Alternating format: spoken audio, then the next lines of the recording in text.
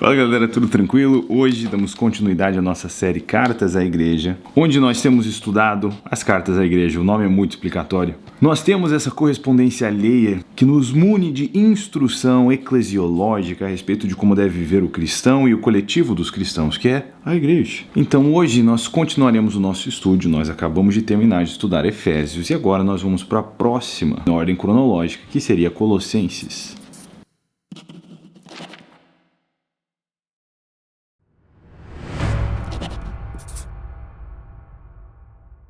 E, como sempre, primeiro episódio tem a tarefa de casa, que é assistir o vídeo do Bible Project, que dá o panorama de Colossenses. Mas, em resumo, aqui nós temos uma das epístolas da prisão, Paulo escrevendo preso, Paulo falando com uma comunidade com a qual ele tem menos afinidade, de certa maneira, mais um polo onde o sincretismo rolava solto, e muitas crenças que se misturavam, e muitas vezes com a chegada do cristianismo as pessoas só adicionavam isso à mistura. Então Paulo já chega com os dois pés no peito, lembrando a soberania de Cristo, e uma das passagens de cristologia mais profunda nós já encontramos aqui no primeiro capítulo. E ler a Bíblia é tão gostoso, você continuamente se lembrar de quem é Jesus. Começamos no versículo 1 do capítulo 1. Paulo, apóstolo de Cristo Jesus, pela vontade de Deus, e o irmão Timóteo, aos santos e fiéis, irmãos em Cristo que estão em Colossos, graça a vós da parte de Deus, nosso Pai. Damos graças a Deus, Pai de nosso Senhor Jesus Cristo, orando sempre por vós, desde que ouvimos falar da vossa fé em Cristo Jesus e do amor que tendes por todos os santos,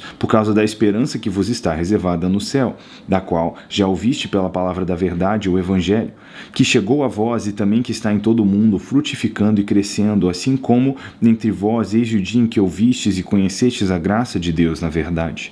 Como aprendestes com Epáfras, o nosso amado conservo, fiel ministro de Cristo, em nosso favor, ele também nos contou do amor que tendes no Espírito. Portanto, desde o dia em que soubemos disso, nós também não cessamos de orar por vós e de pedir que sejais cheios do pleno conhecimento da sua vontade, em toda sabedoria e entendimento espiritual. Assim, oramos para que possais viver de maneira digna do Senhor, agradando-lhe em tudo, frutificando em toda boa obra e crescendo no conhecimento de Deus, fortalecidos com todo vigor segundo o poder da sua glória, para que, com alegria, tenhais toda a perseverança e paciência, dando graças ao Pai que vos capacitou a participar da herança dos santos na luz. Ele nos tirou do domínio das trevas e nos transportou para o reino do seu Filho amado, em quem temos a redenção, isso é, o perdão dos pecados. Ele é a imagem do Deus invisível, o primogênito sobre toda a criação, porque nele foram criadas todas as coisas nos céus e na terra, as visíveis e as invisíveis, sejam tronos, sejam dominações, sejam principados, sejam poderes, tudo foi criado por ele e para ele. Ele existe antes de todas as coisas e nele tudo subsiste. Ele também é a cabeça do corpo, que é a igreja, é o princípio, o primogênito dentre os mortos, para que em tudo tenha o primeiro lugar. Porque foi da vontade de Deus que nele habitasse toda a plenitude, e havendo feito paz pelo sangue da sua cruz, por meio dele,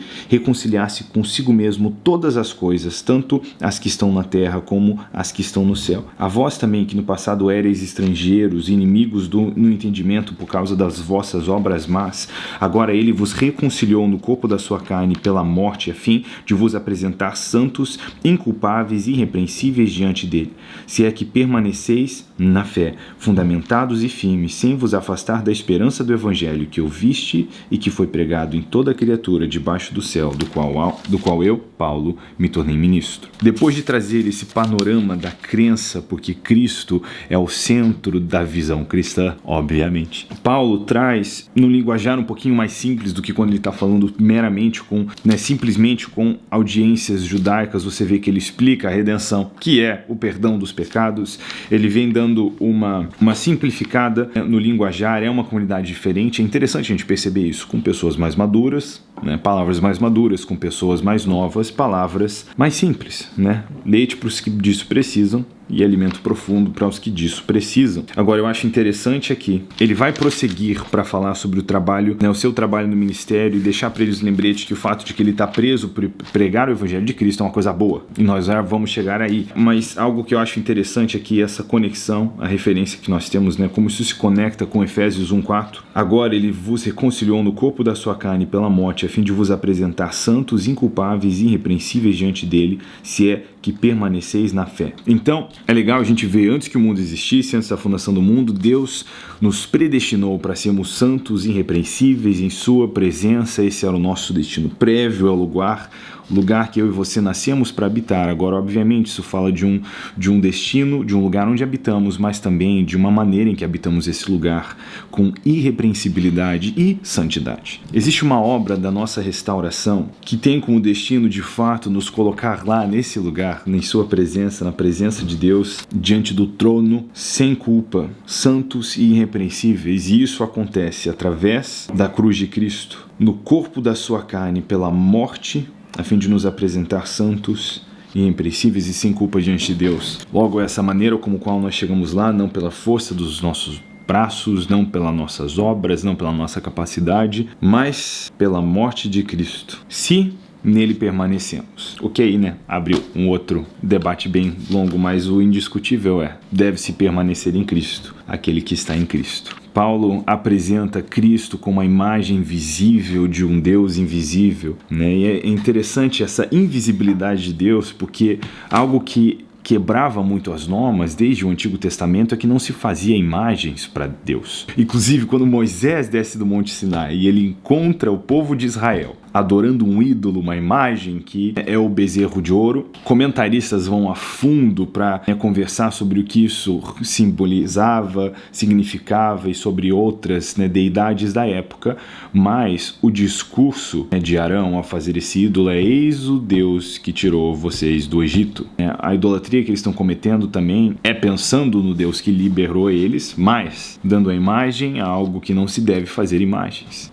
Um dos desafios do Bogawa, você não sabe o anime, o mangá que eu estou desenvolvendo, a gente tem que dar uma volta bem artística, porque não dá pra mostrar Deus. Então, qualquer take que fosse aparecer é só um texto. Mas ficou massa, ficou uma parada tipo Invincible. Mas o ponto não se tinham imagens para Deus. Logo, esse é o Deus que não se vê, mas Cristo, ele é a manifestação visível de quem Deus é e extremamente relacional, porque o Verbo se fez carne. E o primogênito sobre toda a criação, porque nele, em Cristo, foram criadas todas as coisas nos céus e na terra, visíveis e invisíveis. E tudo foi criado por ele e para ele. O ponto aqui que fica bem claro é que Cristo é criador e não criação. E qualquer coisa diferente disso é heresia. E em Cristo habita toda a plenitude. Ele não é somente o canal da nossa criação, ele é o canal da nossa redenção, que fez paz pelo sangue da sua cruz e nos reconciliou a Deus. O que deixa muito distinto, com clareza, a soberania de Cristo e as diferentes pessoas da Trindade. Ele continua para falar do seu trabalho. No versículo 24, agora me alegro nos meus sofrimentos por vós e completo no meu corpo o que resta do sofrimento de Cristo por amor do seu corpo, que é a igreja, da qual me tornei ministro segundo o chamado de Deus que me foi concedido para convosco, a fim de tornar plenamente conhecida a palavra de Deus. O mistério que esteve oculto durante séculos e gerações, mas que agora foi manifesto aos seus santos, a quem Deus, entre os gentios, quis dar a conhecer as riquezas da glória deste mistério, a saber Cristo em vós a esperança da glória. A ele anunciamos aconselhando e ensinando todo homem com toda a sabedoria, para que apresentemos todo homem perfeito em Cristo. Para isso eu trabalho lutando de acordo com a sua eficácia, que atua poderosamente em mim. Eu quero chamar a sua atenção para esse mistério oculto por muitos anos. O que acontece aqui, Paulo não está chegando com um novo código sagrado. Na verdade, essas epístolas são cartinhas escritas a igrejas, a gente pode dizer, entre aspas, de maneira despretensiosa, no sentido de que não penso que pensavam os autores nessa época que eles estavam escrevendo o Novo Testamento. O que aconteceu é que após esses homens, a quem Cristo chamou de apóstolos e cujos apóstolos estenderam a destra da comunhão, escreveram, por 300 anos isso serviu como a base. Então a gente tem uma segunda geração. Policarpo, por exemplo, discípulo de João, também escreveu cartinhas às igrejas, mas o que ele estava referenciando eram isso aqui, essa primeira leva. E todo mundo volta para isso aqui.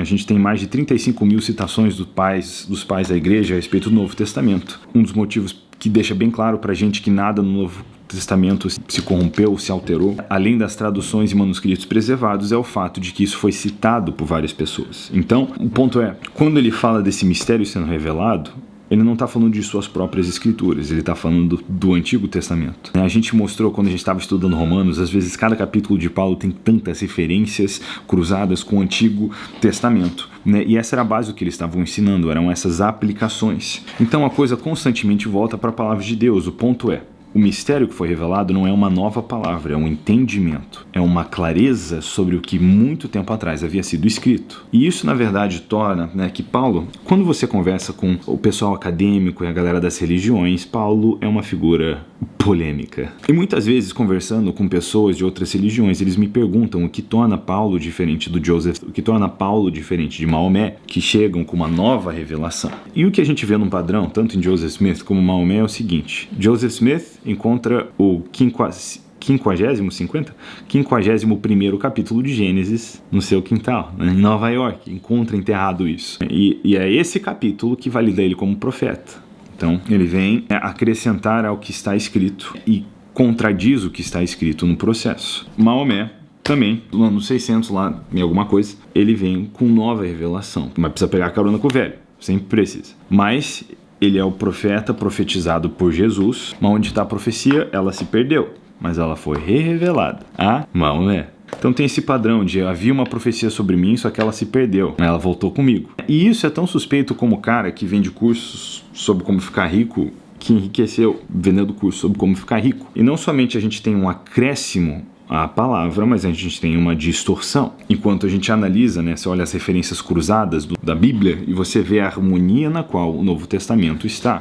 Porque o Novo Testamento vem trazer aplicações práticas. A ideia é explicar as coisas antigas. Esse mistério, ele não é uma nova escritura, ele é uma interpretação do que já devia sido escrito muito tempo atrás. E não é uma interpretação exclusiva dessa galera que chegou. Você volta na própria Talmud, na tradição judaica, você tem muitas passagens que são olhadas e analisadas, dando pontas para plausíveis interpretações messiânicas. Eu acho que é Sinédrio 94a, que fala que, por exemplo, Isaías 9 não pode ser sobre o rei Ezequias, porque depois dele não veio um tempo de paz permanente, veio Manassés. Então isso não pode ser sobre o rei Ezequias, tem que ser sobre o Messias escatológico. Ele não está dizendo que o Messias é Cristo, mas a interpretação aponta para isso. Então, isso para dizer que não é uma interpretação exclusivamente nova, não são coisas que nunca se foi pensado. Muitas pessoas pensavam nas possíveis aplicações sobre isso, e a gente vê, por exemplo, na própria época de Jesus, a maneira como Simeão